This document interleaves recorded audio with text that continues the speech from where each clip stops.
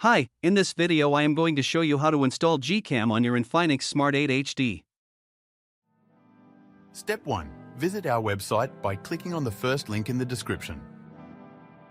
Step 2. On our website, go to the download section and download GCam APK file. Step 3.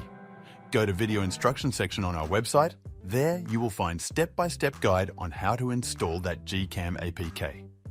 That's it. Don't forget to visit our website for complete instructions and APK file. Lastly, here's some GCam versus stock camera app comparison.